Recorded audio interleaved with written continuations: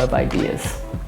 I'm a very hopeful person, and I'm also the child of my parents who didn't have opportunities, but who said to me, you need to prepare yourself to be the best that you can be so that when the doors of opportunity open, you're prepared to go through. And they were very clear about being kind to other people and giving people an opportunity to be the best that they could be too.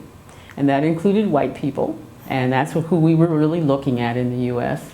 But they also said, you have to learn to fight for yourself, and you have to learn how to fight for what is important to you. So I am a fighter, I'm a thinker, and for me, I use my ideas as the terrain of struggle. I am from Philadelphia, Pennsylvania, which is a city. I was born in the inner city, and I grew up in the inner city and went to public schools. So I thoroughly understand the importance of getting an education. I am the first person in my family to get a college degree. Fortunately, I have not been the last person in my family to get a college degree.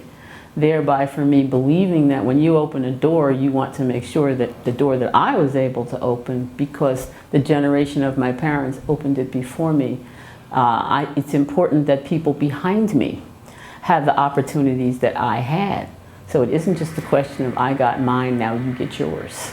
So the nature of my work is looking at those bigger issues as they affect black women, and starting with black women and seeing black women's struggles as a human rights struggle, but not seeing it in terms that glorify it or glamorize it, seeing it as an intergenerational, long-term, ongoing struggle where ideas matter. So that's my terrain of ideas. It's changed a lot, but in many ways it hasn't changed at all. I see a constant tension or struggle between those who want to keep things the way they are and those who want to change them.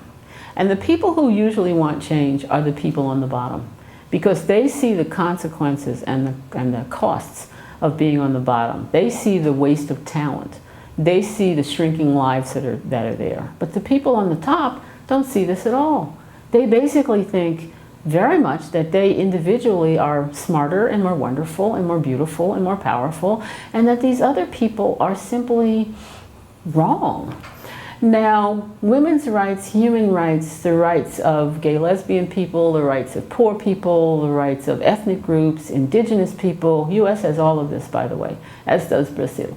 I mean, I'm talking about black women, but black women are also all of those things. If you look at a group of black women and you say you are for black women, it eventually gets you to all of these categories.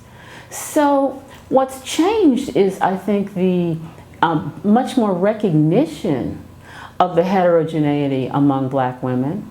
What's changed is a recognition of the heterogeneity among women in general. That's certainly had a big impact on the feminist movement. What's changed is we have better analysis about why some people are on the top and some are on the bottom. This would be the work that I've done on intersectionality with others, in dialogue with others, to give us a language to talk about that heterogeneity. So what hasn't changed is the significance of the struggle.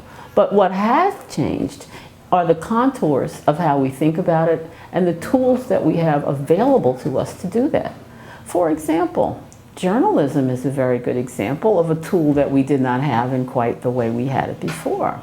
In the US, there's been a long history of the black press that really held the banner high, reporting on issues that affected black people and pushing back against the damaging press that was out there about black people. I mean, what's being talked about now in the public is baby steps compared to what used to be.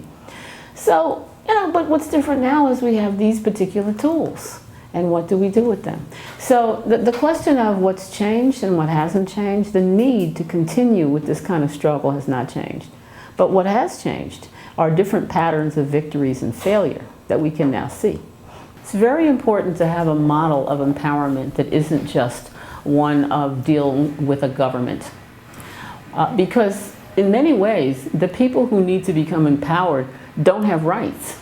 And if you don't have rights, it's very difficult if you don't vote or if people won't let your children go to school. It's difficult to just think about politics in pushing back against right-wing politics. I start in another place thinking about a politics of empowerment. I want to know things like how people empower themselves in the context of everyday life. So I look at things like survival politics. What does it mean to make sure that, to protect children, to protect our loved ones, to think about institutions that enable us to survive so we can do other things. Protest politics are certainly important, but there's far more to it than that. What do we do to nurture the humanity of people who are on the bottom so that they are positioned to one day, when the door of opportunity opens, walk through it and be prepared to do it, which is where we started this entire interview.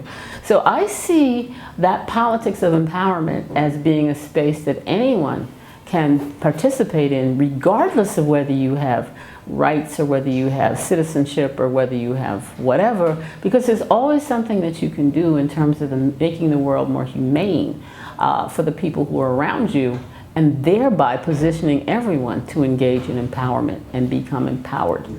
So there are lots of dots to connect between the woman, the black woman who is living a very difficult life because she doesn't have money, because she may have children that she can't support the way she would like, and those who are in the government who hate her, right? There are a lot of dots to connect.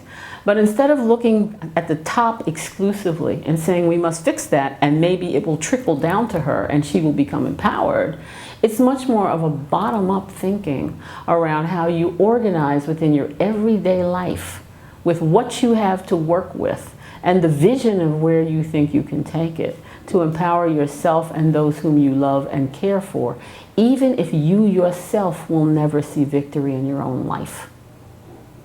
That's empowerment for me. For me, I have to have something to believe in. And I believe in big ideas like social justice and freedom. But I also very much believe in people. Not all people, not all the time. I certainly believe in the potential and the possibilities of people when they are young. So for me, what keeps me going is my sense of responsibility and accountability to those who are behind me. And the task that I have of keeping some big ideas going and not contributing to their disempowerment because I'm discouraged. But that doesn't mean that I don't acknowledge being discouraged. That's why I framed it the way it was. How do you get up every day and do something you don't want to do, but you know you have to do it because someone else is depending on you? And the fact that you were able to depend on other people who did that for you. So to me, it's the two things that keep me going are the belief that there can be a better world, all right, even though I may not see it. And I'm at a point in life now where I'm not going to see a lot of things.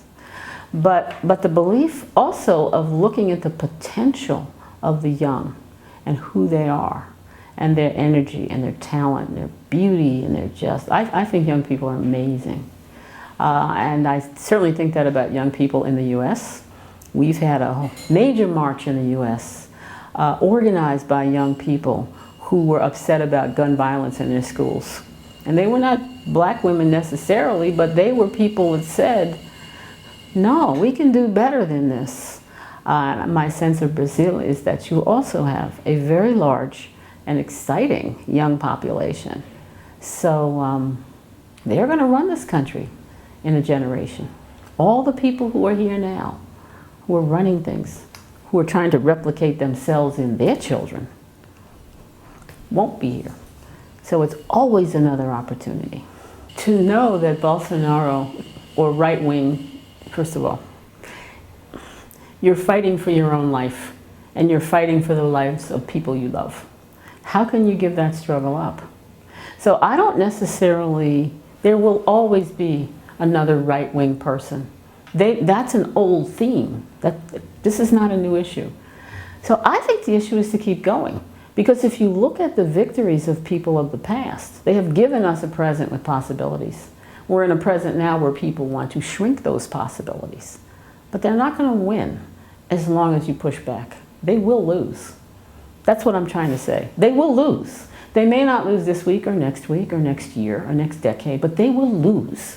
And I say this because when I look at African Americans who came to the U.S. not even as people, as property, with no rights, owned by other people, not even owning the right to have your own body, and to engage, do you think that slavery went away because somebody just woke up one day who wasn't a slave and said, oh, let's just do away with slavery?